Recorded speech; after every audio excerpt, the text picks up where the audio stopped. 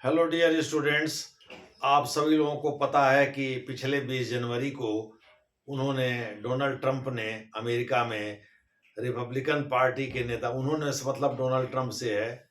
Donald Trump ने America में 47वें राष्ट्रपति के रूप में शपथ ग्रहण कर लिया। वह रिपब्लिकन पार्टी के नेता एक बार और अमेरिका के राष्ट्रपति रह चुके हैं। 2016 नवंबर में वह चुने गए थे और 2017 20 जनवरी को उन्होंने पदभार ग्रहण कर लिया। रोनाल्ड रीगन वो भी रिपब्लिकन पार्टी के ही लीडर थे।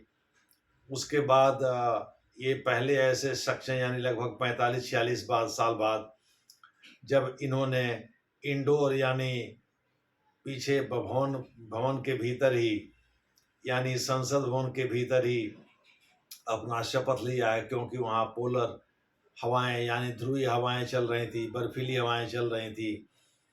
इसकी वजह से उन्होंने अंदर ही शपथ दिया और 131 साल बाद, क्लीवलैंड के बाद संभवतः पहले राष्ट्रपति हैं जो एक बार राष्ट्रपति रहे, दोबारा चुनाव हार गए, फिर दोबारा हिम्मत जुटाई और राष्ट्रपति का चुनाव लड़े और अमेरिका के राष्ट्रपति चुन लिए गए। उन्होंने कई फैसले लिए, जिसमें कहा जा रहा है 78 फाइल ऐसे थे जो बाइडेन ने स्वीकृत किए थे, उसको उन्होंने उस फैसले को पलट दिया।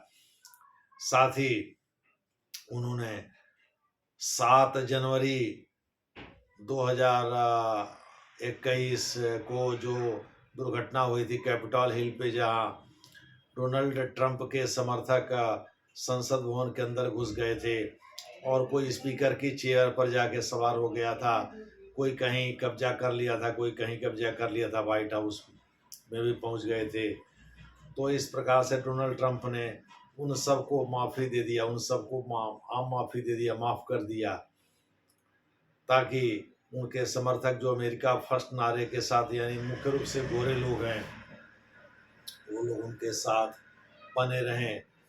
तो डोनाल्ड ट्रंप ये सारे काम कर रहे हैं। इसके अलावा उन्होंने पनामा जो नहर है, जिस पर उन्होंने कहा था चीनियों का कब्जा है, उसके नियंत्रण से मुक्त कराएंगे, ऐसा उन्होंने कहा था। उस पर उन्होंने काम करना शुरू किया। हालांकि उन्होंने बहुत ही खेला किया है, जैसे रूस के राष्ट्रपति व्लादिमीर पुतिन के को हड़काया है कि भाई आप अपने अपने स्तर पर समझौते के लिए तैयार होइए यूक्रेन के साथ और युद्ध को समाप्त करने की दिशा में कदम उठाइए, नहीं तो आपके खिलाफ और सैंक्शन लगाए जाएंगे। यही नहीं, चीन के साथ भी उन्होंने साफ साफ कहा है कि हम चीन के साथ युद्ध नहीं करेंगे।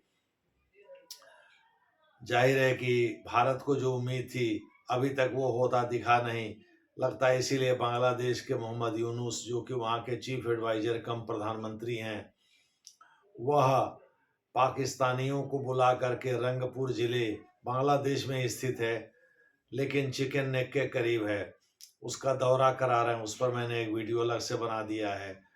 मोटे तौर पर आप कह सकते हैं भारत के अपेक्षाओं पर अभी तक डोनाल्ड ट्रंप कहीं भी खरा उतरते नजर नहीं आ रहे हैं।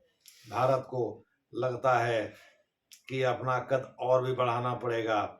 हाँ, तहब्बुर राना का एक्स्ट्रेडिशन एक पॉजिटिव खबर जरूर है, जो कि डोनाल्ड ट्रंप के सत्ता में रहते वर्ष 2019 में भारत ने वहाँ एप्लीकेशन सबमिट किया था एक्स्ट्रेडिशन का, और डोनाल्ड ट्रंप के शपथ लेने के अगले दिन यानी 21 जनवरी को ही वहाँ के सुप्रीम कोर्ट में उनकी याचिका खारिज हो गई, जिसमें उन्होंने इसके विरुद्ध याचिका दिया था कि भाई एक्स्ट्रेडिशन ना किया जाए। लेकिन भारत के तरफ से वहाँ के सॉलिसिटर जनरल ने सुश्री एलिजाबेथ प्रिलोटर ने जबरदस्त तर्क किया, जिसमें कि तहब्बुर राणा को एक्स्ट्राडाइट करने संबंधी आदेश वहाँ के सुप्रीम कोर्ट ने जारी कर दिया। उसके बाद अब कोई रास्ता बचता नहीं। पहले तो कई फेडरल कोर्ट ने भी उनको यहाँ एक्स्ट्राडाइट करने संबंधी आदेश दिया था, एक शिकागो या इलिनॉइस के फेडरल कोर्ट को छोड़ करके। चूंकि वो वहाँ रहते थे, वहाँ उनको राहत मिल गई थी, तो हर जगह वही वो कोर्ट कर रहे थे, लेकिन उसका उनको कोई लाभ मिला नहीं, क्योंकि उनके खिलाफ सारे सबूत सरकार के पास थे और सरकार ने मजबूती से उसको रखा। यानी इसमें प्रशासन, जो बाइडेन प्रशासन का भी सहयोग मिला था। इस संबंध में हम वीडियो बना चुके हैं। लेकिन आज हम चर्चा करने जा रहे हैं दो चीज़ों पर। एक तो इलीगल इमिग्रेशन, यानी अवैध रूप से अमेरिका में रह रहे या आ रहे और अमेरिका में घुसने की कोशिश में बहुत सारे अवैध रूप से अप्रवासी माने इमिग्रेंट या माइग्रेंट, ये दोनों एक ही चीज़ होता है। जो देश भेजता है उसके नज़रिए से माइग्रेंट है, जिस देश में जाते हैं उसके नज़रिए से वो इमिग्रेंट कहलाते हैं, यानी अप्रवासी प्रवासी। तो चाहे आप प्रवासी हो या प्रवासी हो, उसके संबंध में डोनाल्ड ट्रंप की नीति है कि भाई ऐसे लोगों को उनके देश वापस भेजा जाएगा, और उस संबंध में वो कार्रवाई शुरू भी कर दिए हैं। दूसरा यह कि जन्म से जो लोग अमेरिका में आ गए, उन्होंने बच्चे को जन्म दिया, तो जन्म से कोई आदमी अमेरिकी नागरिक नहीं होगा। हालांकि इस पर वहाँ के कोर्ट ने, एक फेडरल कोर्ट ने रोक लगा दी है, एक लोकल कोर्ट ने भी रोक लगा दी है। तो इस प्रकार से उसे गैर संवैधानिक बताया। इस प्रकार से डोनाल्ड ट्रंप का एक फैसला कि भाई वहाँ जो लोग अमेरिकी नहीं अमेरिका में आ गए थे और उन्होंने बच्चे को जन्म दिया, तो जन्म से उसे अमेरिकी नागरिक नहीं माना जाएगा। यह इस फैसले पर वहाँ के कोर्ट ने रोक लगा दिया, इसे असंवैधानिक करार दिया है। देखना है आगे क्या होता है। लेकिन रही बात इलीगल इमिग्रेशन यानी अवैध आप्रवासन की, तो उसमें 18,000 भारतीय भी आते हैं जिनकी पहचान कर भारत को वापस किया जा सकता है। सुना है एस जयशंकर ने इस पर अपनी सहमति भी जता दी है। लेकिन सऊदी अरब से एक खुश करने वाली खबर है। वहाँ के सरकार ने, यानी इसमें आपको पता है प्रिंस सलमान वहाँ के एक प्रकार से प्रशासन का सारा काम देखते हैं, वही अगले सम्राट भी हैं सऊदी अरब के।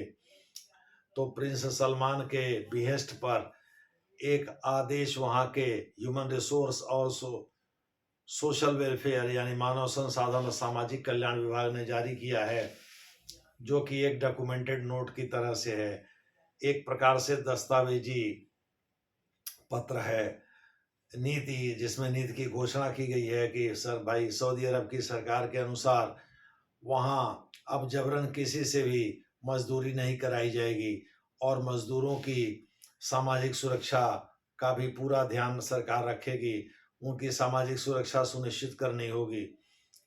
तो यह आदेश भारत के लिए एक प्रकार से खुशखबरी जैसा है, क्योंकि वहाँ 26 लाख भारतीय एक अनुमान के मुताबिक काम करते हैं, जो भारत से गए थे वहाँ गल्फ कंट्रीज में काम करने और उन्होंने सऊदी अरब का रास्ता चुना। तो ऐसे लोगों की संख्या करीब 26 लाख है।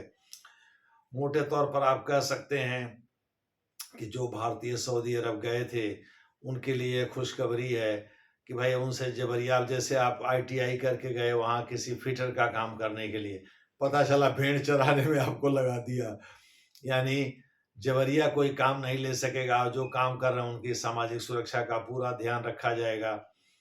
ये वहाँ की नई नीति है, जिसको लेकर के भारत सरकार को खुश हो जाना चाहिए। अब डोनाल्ड ट्रंप क्या करेंगे क्या नहीं करेंगे ये तो आने वाले समय में पता चलेगा।